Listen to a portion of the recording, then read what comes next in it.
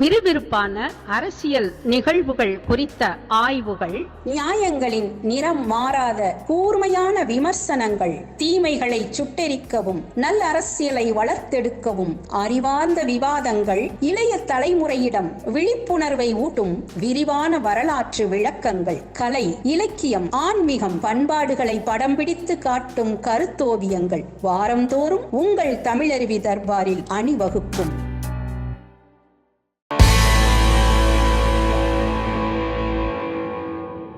தமிழருவி தர்பார் நேயர்களுக்கு வணக்கம். ஒரு சிறிய இடைவெளிக்கு பின் விடை தேடும் வினாக்கள் பகுதியில் மீண்டும் உங்களை சந்திப்பதில் மகிழ்ச்சி அடைகிறேன். இன்றைக்கும் வாழ்வியல் சார்ந்த சில கேள்விகளோடு ஐயாவை நாம் எதிர்கொள்வோம். வணக்கம் ஐயா. வணக்கம் வாசுகி. தமிழருவி தர்பார்லேயே எனக்கு மிகவும் பிடித்தது இந்த விடை தேடும் வினாக்கள் தான். அதற்கு காரணம் அழகழகான கேள்விகளாக எடுத்து அவற்றை உங்கள் போக்கில் சிந்தித்து அதை என்னிடம் கொண்டு வந்து சேர்த்து அதற்கு உரிய பதில்களை நீங்கள் பெற்று இந்த பார்வையாளர்கள் விழிப்புணர்வை அடைய வேண்டும் என்ற நோக்கத்தோடு தான் இது உருவாக்கப்பட்டது.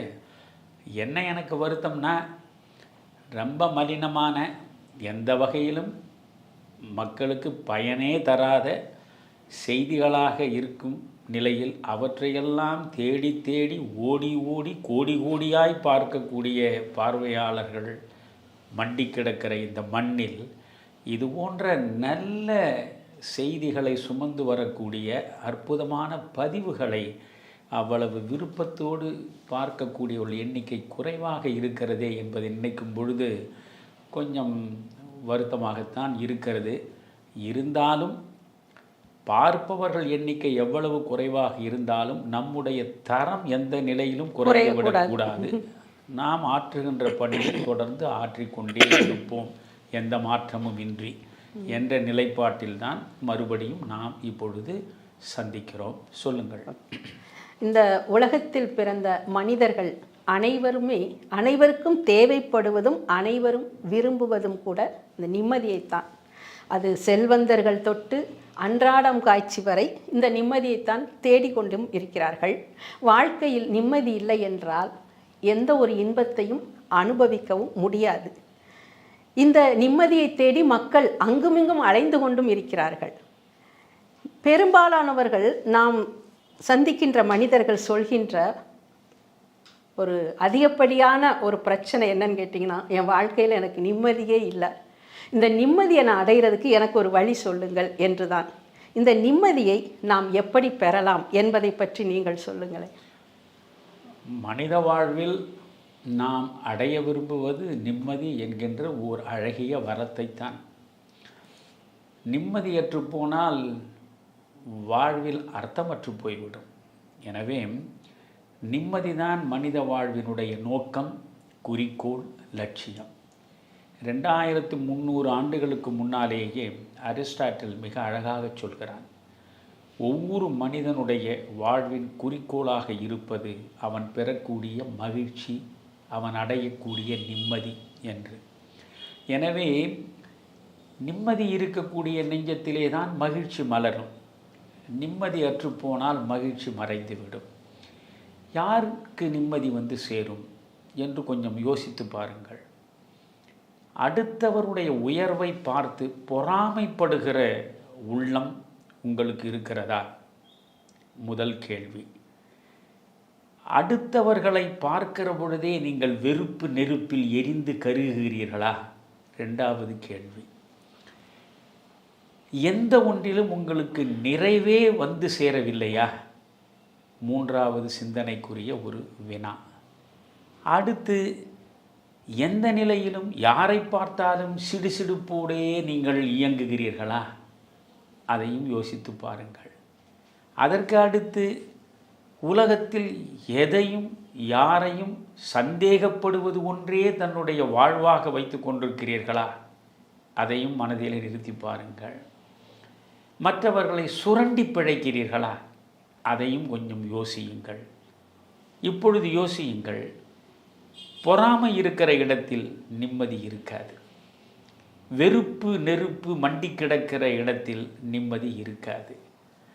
நிறைவு என்ற ஒன்றையே அடையாத நெஞ்சுக்கு நிம்மதி என்ற ஒன்று நிச்சயம் இருக்காது.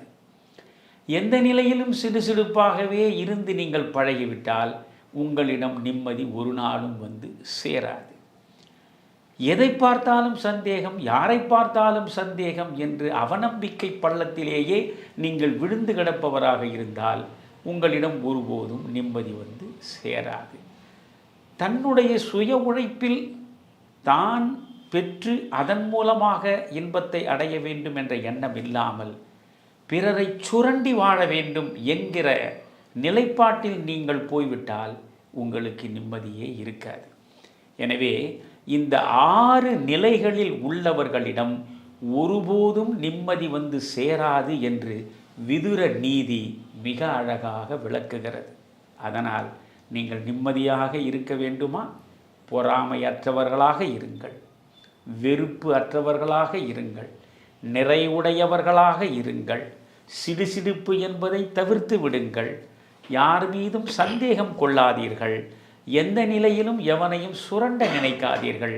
இந்த 6 குற்றங்களை தவிர்த்து விட்டு வாழ்ந்து பாருங்கள். தானாகவே உங்கள் நெஞ்சம் முழுவதும் நிம்மதி அப்படியே பொங்கி ததும்பும். இந்த இடத்தில் எனக்கு தெரிந்த ஒரு கருத்தை நான் பதிவிட விரும்புகிறேன்.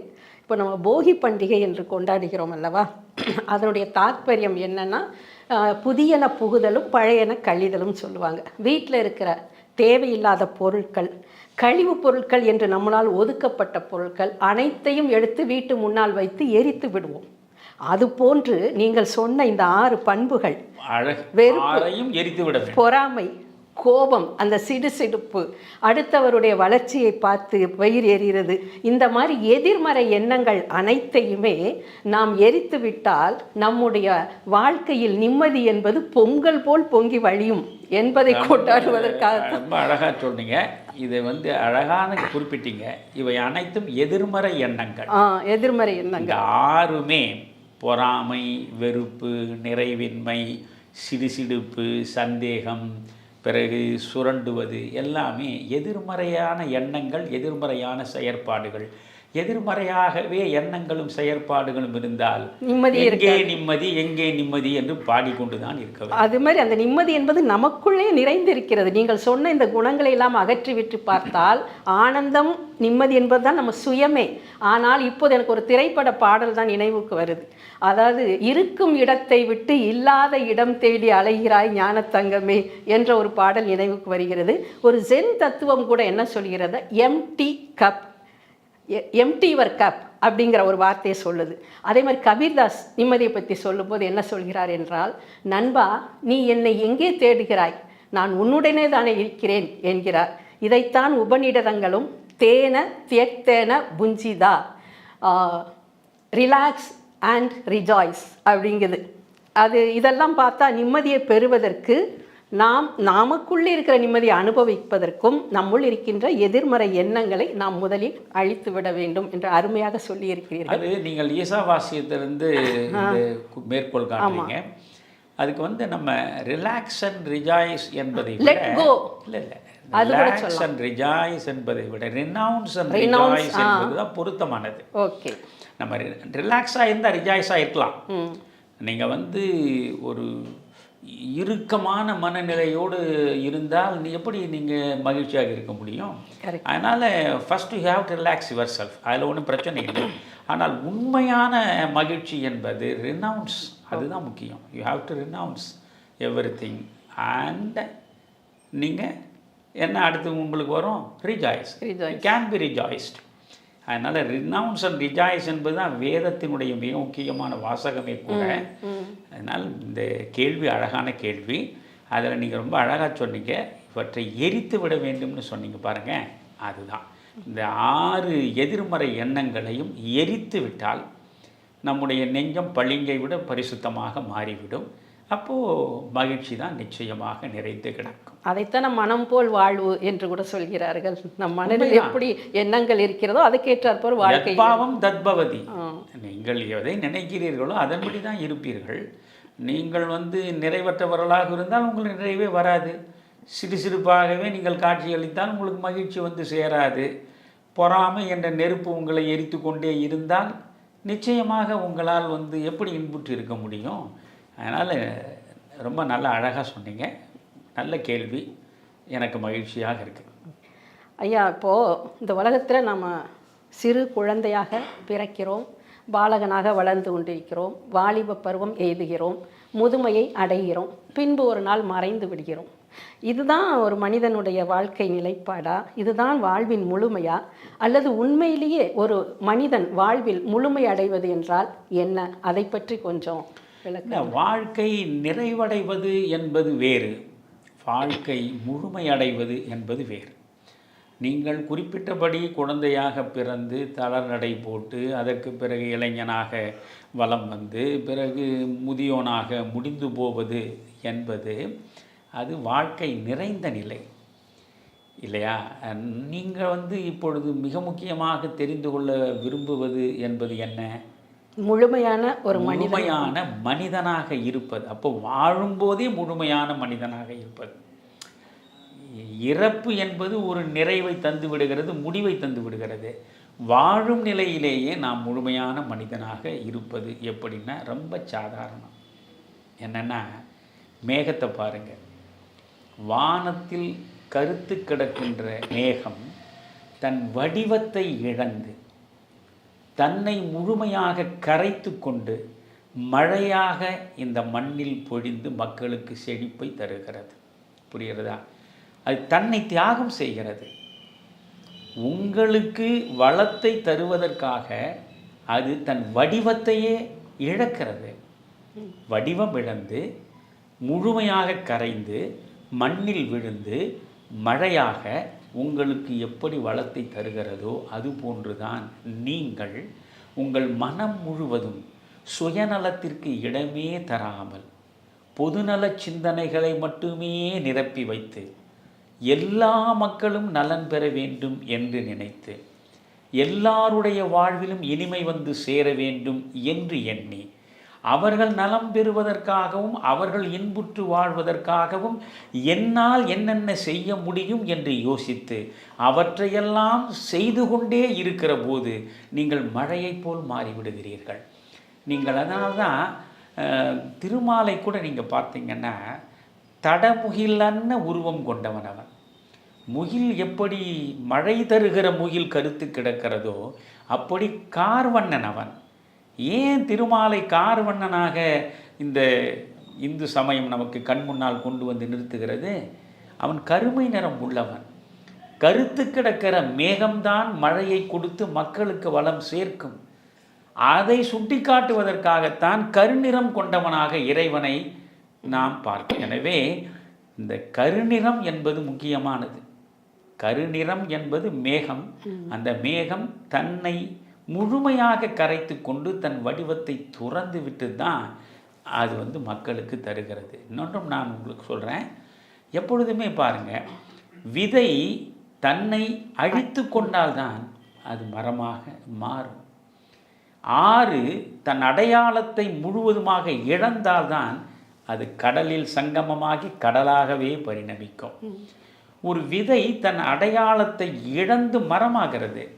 ஒரு ஆறு தன் அடையாளத்தை இழந்து கடலாகிறது. ஆனால் மனிதன் மட்டும் தன்னுடைய சுயநலமாக சிந்திக்கிற தான் என்ற தனது என்ற அடையாளத்தை துறக்காமல் இருக்கிற வரையில் அவன் முழுமையடைய முடியாது. முழுமையான மனிதனாக இருக்க வேண்டும் என்றால் மழையை போல் இருக்க வேண்டும். ஓகே, இப்போது இதை நீங்கள் சொல்கிற போது என்ன தோணுதுன்னா, இப்போது அனைத்து துறைகளிலும் பாண்டித்தியம் பெற்றவர்கள், புகழின் உச்சத்தில் இருப்பவர்கள், செல்வத்தை நிறைய சேர்த்திருப்பவர்கள், அல்லது கல்வி கேள்விகளில் சிறந்தவர்கள், இவர்களெல்லாம் வாழ்க்கையில் ரொம்ப ஒரு பெரிய இடத்துல ஒரு முழுமையடைந்த இடத்துல இருக்காங்க அப்படின்னு நம்ம நினச்சிட்டு இருந்தோம். ஆனால் இன்றைக்கு நீங்கள் சொன்ன பதிலை வச்சு பார்க்கும்போது ஒரு மனிதன் சுயநலத்தை விடுத்து அன்பால் அனைவரையும் அரவணைத்து அவர்களுக்கு செய்கின்ற சேவையின் மூலமாகத்தான் ஒரு மனிதன் முழுமையடைகிறான் என்பதை தெள்ள தெளிவாக எடுத்துரைத்திருக்கிறேன். உண்மை. உடம்புல இந்த கண்கள் இருக்குது பாருங்க. இதைத்தான் நம்ம ஜன்னல்னு கூட சொல்லலாம். அந்த உடம்பின் ஜன்னல் என்றால் கண்கள். இந்த கண்கள் மூலமாகத்தான் இந்த உலகத்தில் உள்ள அனைத்து காட்சிகளையும் அல்லது நம்மை சுற்றி இருக்கின்ற அனைத்து நிகழ்வுகளையும் நாம் பார்த்து கொண்டிருக்கிறோம். ஆனால் இந்த கண்கள் என்ற பொறிகள் மட்டுமே அந்த காட்சிகளை பார்ப்பதில்லை. உள்ளிருந்து இயக்குகின்ற மனதின் மூலமாகத்தான் இந்த கண்கள் பார்த்து கொண்டிருக்கிறது. அப்படி பார்க்கின்ற இந்த கண்களில் படும் காட்சிகள் சில நேரங்களில் ஆபாசமாக இருப்பதாகவும் தோன்றுகிறது. அப்படி ஆபாசமாக இருப்பதற்கு காரணம் நாம் காண்கின்ற கண்களிலா அல்லது அந்த பார்க்கும் பொருளிலா? ரொம்ப சிந்தனைக்குரிய ஒரு சிறந்த கேள்வியை நீங்கள் கேட்டிருக்கிறீர்கள். நீங்கள் தாகூருடைய வாழ்வில் நடந்த ஒன்றை உங்களுக்கு நான் இந்த நேரத்தில் சுட்டிக்காட்ட விரும்புகிறேன். ஒரு முறை கல்கத்தாவில் ஒரு பெரிய ஓவிய காட்சி நடைபெற்றது, ஓவிய கண்காட்சி. அந்த ஓவிய கண்காட்சிக்கு ரவீந்திரநாத் தாகூர் தன்னுடைய நண்பரோடு சென்றார். ஒவ்வொரு ஓவியமாக பார்த்து கொண்டே வந்தார். தாகூரே மிகச்சிறந்த ஓவியர், மிகச்சிறந்த கவிஞர், மிகச்சிறந்த ஓவியர், மிகச்சிறந்த கல்வியாளர். எனவே அவர் ஒவ்வொரு ஓவியமாக பார்த்து கொண்டே வந்தார். ஒரு ஓவியத்தை பார்த்தபொழுது அங்கேயே நின்று விட்டார். அந்த இடத்தை விட்டு அவர் இங்கும் அங்கும் நகரவே இல்லை. அவரோடு சென்ற நண்பருக்கு மிகப்பெரிய தர்ம சங்கடமாகிவிட்டது. என்ன இவ்வளவு பெரிய மனிதன், உலகமே குருதேவ் என்று போற்றி புகழக்கூடிய ஒரு குருதேவர், இந்த குருதேவர் இந்த ஓவியத்திற்கு முன்னால் தன்னிலை மறந்து இப்படியே நின்று கொண்டிருக்கிறாரே, இதை வேறு யாராவது பார்த்தால் இவரை பற்றி என்ன நினைப்பார்கள் என்று அவருக்குள்ளே ஒரு பதற்றம் வருகிறது. உடனே தாகூருடைய கையை பிடித்து, நாம் அடுத்த ஓவியத்தை பார்க்க செல்லலாமா? ஏன் இந்த ஓவியத்தின் முன்னாலேயே இவ்வளவு நேரம் நிலை தடுமாறி நிற்கிறீர்கள்? இது ஒரு ஆபாசமான ஓவியமாக இல்லையா என்று அவர் கேட்கிறார். காரணம், அங்கே ஒரு பெண் நிர்வாண நிலையில் நிற்பதாக அந்த ஓவியம் இருக்கிறது. அந்த ஓவியத்திற்கு முன்னாலே தான் தாகூர் அவர்கள் நின்றபடி இருக்கிறார். அதனாலே தான் உடன் சென்றவருக்கு சங்கடம் வந்தது. உடனே தாகூர் சொன்னார், இப்பொழுது இது நிர்வாண ஓவியம் உனக்கு ஆபாசமாக தெரிகிறதா என்றார். அதில் என்ன சந்தேகம் உங்களுக்கு என்றார். கொஞ்சம் பொறுங்கள் என்று சொல்லிவிட்டு அந்த ஓவியத்தை வரைந்த ஓவியனிடம் போய், நான் தூரிகையில் இந்த ஓவியத்தின் மீது சில கோடுகளை போட நீ அனுமதிப்பாயா என்று கேட்கிறார். எப்பேற்பட்ட மனிதர் தாகூர், அவரே நம்மை கேட்கிறார் என்று தாராளமாக செய்யுங்கள் என்றார். இவர் சென்று நிர்வாணமாக நின்ற அந்த பெண்ணின் மார்பின் மீது அப்படி லேசாக ஒரு சீலை மூடிக்கொண்டிருப்பது போல தெரிந்தும் தெரியாத நிலையில் கோடுகளை இழுத்தார். இழுத்த பிறகு இந்த நண்பரிடம் சொன்னார், இப்பொழுது பார், இதற்கு முன்பு அந்த நிர்வாண நிலையில் நின்ற அந்த ஓவியத்தில் ஆபாசமே இல்லை. நீ சாதாரணமாக பார்த்துவிட்டு செல்ல முடியும். ஆனால் இப்பொழுது மறைந்தும் மறையாத நிலையில் இருக்கக்கூடிய இந்த ஓவியத்தை பார்க்கும்போது உற்று உற்று பார்க்க வேண்டும் என்று உனக்குள்ளே ஒரு எண்ணம் எழுகிறதே, ஒரு உந்துதல் உருவாகிறதே, அதுதான் ஆபாசம். எனவே ஆபாசம் என்பது பொருள் இல்லை, கண்ணில் இருக்கிறது. எப்படி ரொம்ப அற்புதமாக கண்ணதாசன் கண்ணிலே அன்பிருந்தால் கல்லிலே தெய்வம் வரும் என்றான். நீங்கள் எல்லா வேதங்களையும் உபநிடதங்களையும் ஒட்டுமொத்தமாக சேர்த்து கரைத்து குடித்தாலும் இந்த ஒரு வாசகத்திற்கு ஈடாக நீங்கள் சொல்ல முடியாது. கண்ணிலே அன்பிருந்தால் கல்லிலே தெய்வம் வரும். நீங்கள் கண்ணால் பார்க்கும்போது அது வெறும் கல் என்று நினைத்தால் கல்லு தான். அன்பாக பார்க்கிற பொழுது அந்த கல்லில் கடவுள் தெரிந்து விடுகிறார். அதுபோல உங்கள் கண்கள் மூலமாக பார்க்கின்ற பொருளை உங்கள் மனம் எப்படி பார்க்கிறது என்பதுதான் முக்கியம். அதான் அழகாக சொன்னீங்க, மனத்தின் மூலமாகத்தானே கண்ணை கருவியாக்கி அவன் பார்க்கிறான். அதனால் ஆபாசம் என்பது பார்க்கும் பொருள் இல்லை, பார்ப்பவன் பார்வையிலும் அந்த பார்வையை செலுத்துகிற மனதிலும் மண்டி கிடக்கிறது என்று சொன்னார். அதுதான் இங்கே உங்களுக்கு நான் சொல்ல விரும்புகிறேன். செல்வந்தர்களை பார்த்து, இல்லைன்னா ஒரு அதிகாரங்களில் அமர்ந்திருப்பவர்களை பார்த்து, வாழ்க்கையில் அதிகமான புகழை சம்பாதித்தவர்கள்லாம் பார்த்து நம்ம என்ன சொல்லுவோம்? போன ஜென்மத்தில் என்ன புண்ணியம் பண்ணினாங்களோ இந்த மாதிரி பிறப்பெடுத்து வந்திருக்காங்க, இல்லைன்னா இறைவனிடம் தனியாக வரம் கேட்டு பிறந்திருக்காங்களோ அப்படின்னு சொல்லுவோம். உண்மையிலேயே மனிதர்களுக்கு ஒரு பெரும் வரமாக எதை நீங்கள் கருதுகிறீர்கள்? மனிதனுக்கு உள்ள பெரிய வரம் என்பது அவன் வாழுகிற அறம் சார்ந்த வாழ்வியல் தான். நீங்கள் அறம் சார்ந்து சிந்திக்கக்கூடிய ஒரு நினைப்பை இறைவன் உங்கள் இதயத்திற்குள் கொண்டு வந்து சேர்த்து விட்டால், அதை விட இறைவன் உங்களுக்கு வழங்கக்கூடிய மிகப்பெரிய வரம் வேறு எதுவுமே இருக்க முடியாது. எனவே நல்ல சிந்தனை என்பது தான் நல்ல எண்ணங்களை வளர்க்கும். நல்ல எண்ணங்கள் தான் நல்ல வார்த்தைகளை வடிவமைக்கும். நல்ல வார்த்தைகள் தான் நல்ல செயல்களுக்கு உந்து சக்தியாகும். நல்ல செயல்கள் தான் நல்ல விளைவுகளை உங்களுக்கு கொண்டு வந்து சேர்க்கும். அப்படி பார்த்தால் எல்லாவற்றுக்குமே நல்ல சிந்தனை தானே முக்கியம். அதனால்தான் புத்தன் நற்சிந்தனை, நல் தியானம், நல் ஒழுக்கம், நன்னெறி, நன்னடத்தை என்று வரிசையாக 8-fold பாத் என்பார்கள், எண்வகை மார்க்கங்கள். அதை பேசுகிற பொழுதே முதலில் அவன் சொல்வது நற்சிந்தனை தான். சிந்தனையிலிருந்து தான் தொடங்குகிறான். எனவே தீய சிந்தனைகள் நம்முள் படராதபடி நற்சிந்தனைகளை மட்டுமே நமக்கு வழங்கிவிட்டால் இறைவன் அளிக்கக்கூடிய வரங்களில் மிகப்பெரிய வரம் இதை தவிர வேறு எதுவும் இருக்க முடியாது என்று தான் நான் நினைக்கிறேன். ரொம்ப சிறப்பாக சொன்னீங்க. ஒரு கடைசி கேள்வி ஐயா. சத்தியம் வத தர்மம் சர என்று தைத்திரிய உபநிடதம் சொல்கிறது. வாயை திறந்து பேசினால் உண்மையை பேசு, வாழ்க்கையில் எந்த காரியங்களை செய்தாலும் தர்மத்தின்படி செய் என்கிறது. பதஞ்சலி கூட அஷ்டாங்க யோகத்தில் யமா என்ற யோக தத்துவத்தை சொல்லும் பொழுது சத்தியத்தை அங்கு வலியுறுத்துகிறார். சத்தியம் அவ்வளவு வலிமையானதா? சத்தியம் சோறு போடுமா? சத்தியம் வலிமையானது என்பது சந்தேகத்திற்கு அப்பாற்பட்டது.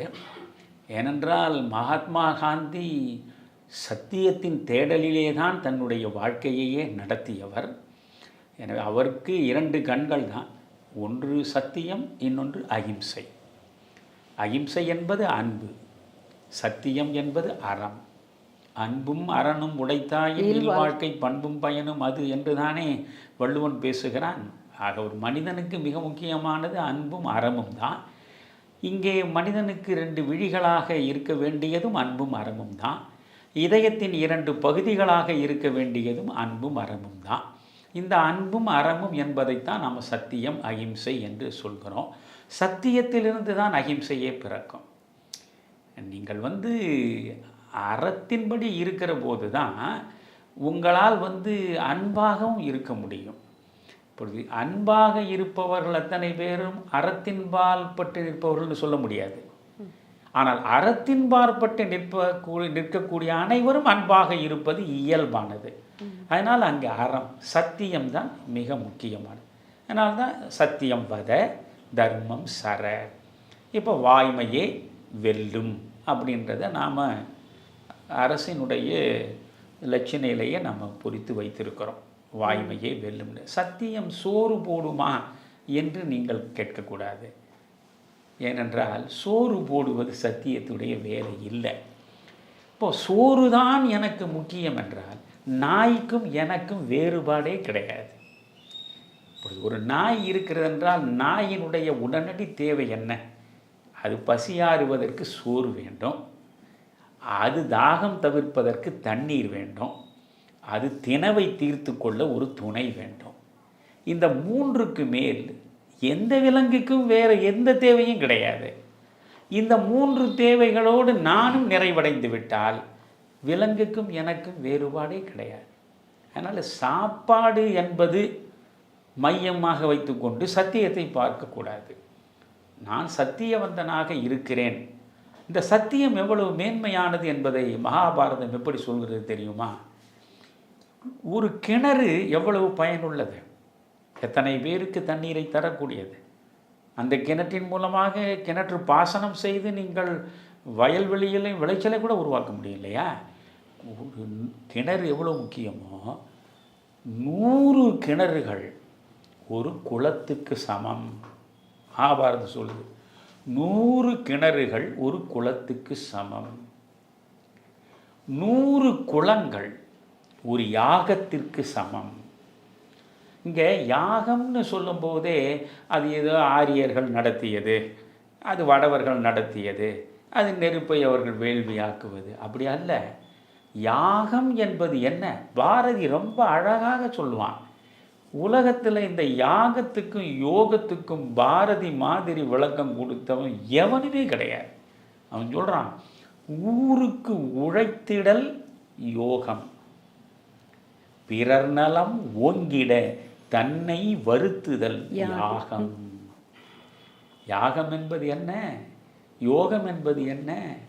நீங்கள் கண்ணை மூடிக்கொண்டு தியான நிலையில் இருந்து நான் யோக நிலையில் இருக்கிறேன் என்று சொன்னால் அது யோகம் அல்ல.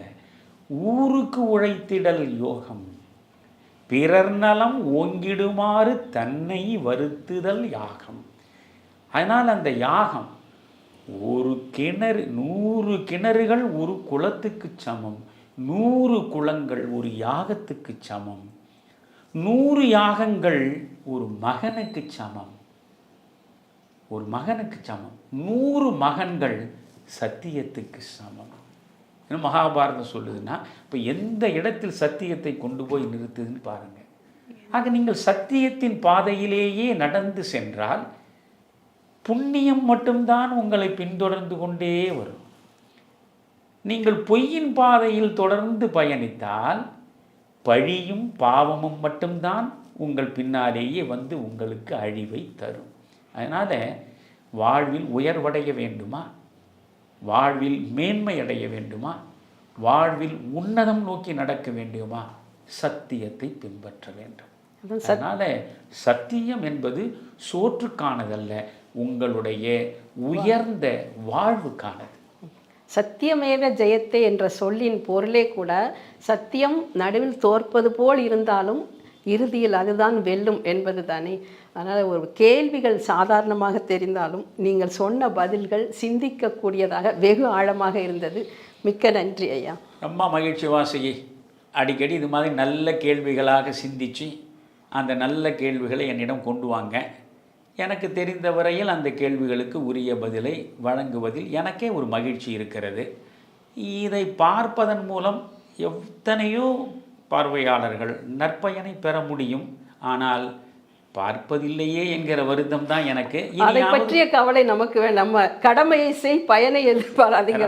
ரொம்ப மகிழ்ச்சி. அழகாக சொன்னீங்க. பகவத்கீதை மாதிரி தான் நாம் பாட்டுக்கு நம்முடைய விதையை விதைத்து கொண்டே போவோம்.